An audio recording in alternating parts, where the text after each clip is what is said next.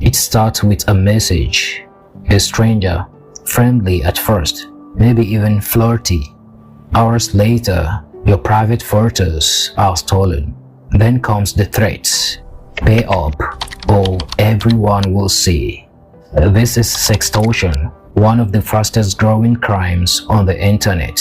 A crime built not on guns or violence, but on fear and shame. And in 2023, Interpol launched one of its biggest cyber crackdowns ever, spanning 14 African countries to fight back against the networks behind it. But how did this crime become so powerful? Why is Africa at the center of it? And can this global crackdown really turn the tide? This is the story of Africa's sextortion crisis.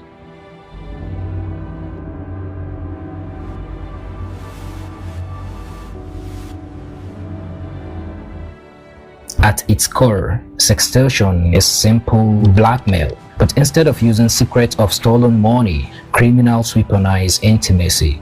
They trick or pressure victims into sending private photos or videos. Once they have them, the threats begin.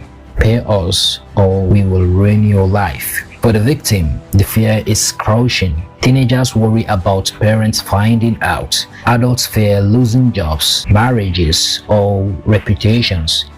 And the shame is so heavy that many never tell a soul. That silence makes sextortion different from other scams. It feeds on secrecy, and secrecy lets it spread like wildfire.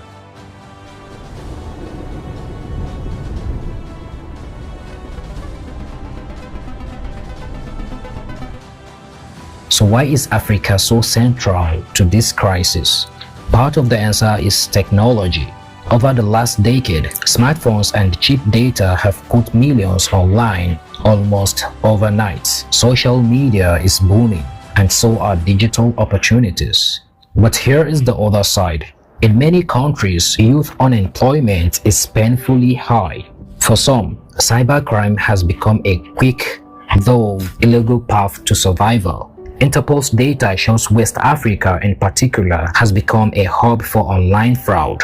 Not just sextortion, but romance scams, fake investment schemes, and phishing. Entire networks are built on exploiting strangers across the world. And because the internet erases borders, a scammer sitting in Lagos or Accra can target someone in London, New York, or Tokyo with just a phone.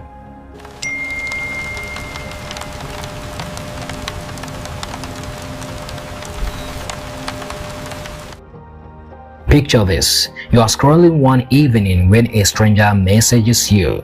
They are phony, attractive, and in minutes, the chat feels personal. They suggest moving to a private app. They send a photo, you send one back. And suddenly the mask drops. Send us $500 or your family sees everything. Victims describe the feeling as a trap snapping shot. Panic, shame, depression. Some pay immediately, thinking it will make the nightmare stop. But often, it only invites more demands. For some, the emotional toll is devastating. There are tragic stories of young people overwhelmed by fear, taking their own lives. That is what makes the crime more than financial fraud. It's psychological warfare.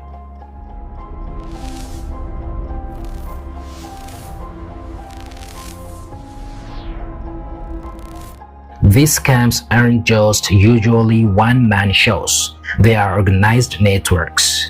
One group of people lures victim in. Another writes the threatening messages. Others handle the money, shuffling it across accounts, moving it into cryptocurrency, making it nearly impossible to trace. Think of it as a call center, but for crime.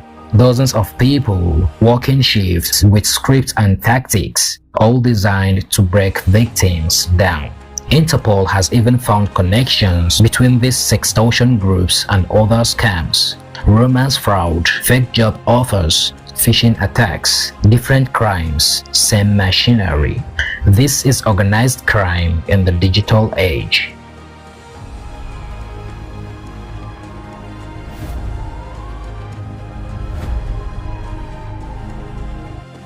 By 2023, the problem was too big to ignore. Reports were flooding in from every corner of the world, and so many trails pointed back to Africa. Interpol responded with Operation Turquesa II, a massive coordinated sting. 14 African countries joined forces, pulling intelligence, tracking digital footprints, and hitting cybercrime hubs with raids. Police seized laptops, phones, and database of stolen victim information. Bank accounts linked to blackmail payments were frozen, and the numbers were striking. Over 200 arrests and mountains of evidence pulled from devices. Interpol called it a success. They also called it a warning. This was just one battle in a much bigger war.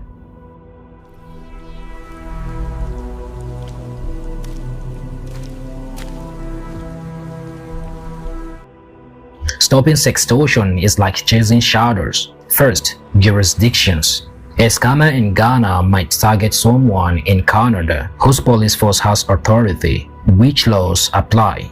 Extradition takes months, even years.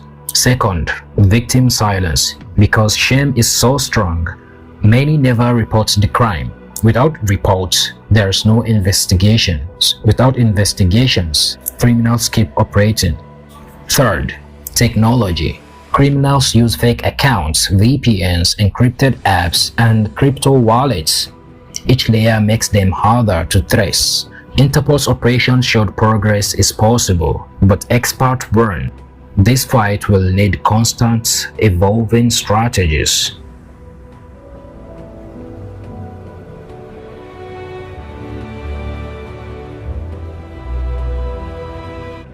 When we hear sextortion, it's easy to think in numbers, arrests, countries, bank accounts seized.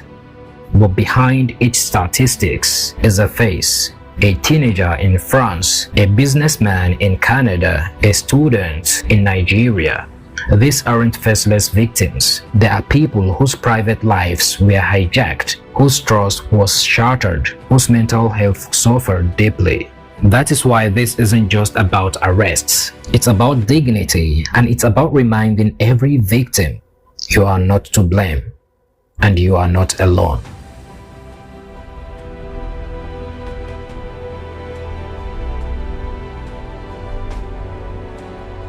Interpol says more global crackdowns are coming. Tech companies are being pressured to tighten security. Schools and parents being urged to teach digital safety early. Experts believe awareness is the strongest shield. If people know the tactics, they are less likely to fall for them. And in Africa, the challenge is deeper. Governments will need to invest in jobs, strengthen cybercrime laws, and train digital investigators. Without that, the networks will only keep growing. The road ahead won't be easy, but the fight has begun.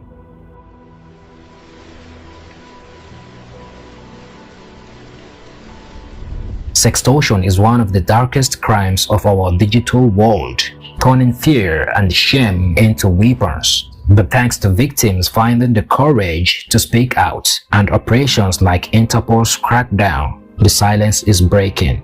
The internet may be borderless, but so is the fight for justice. Thanks for watching. If this story shocked you, share it. Someone else might need to hear it too. Stay safe, stay curious, and I will see you in the next one.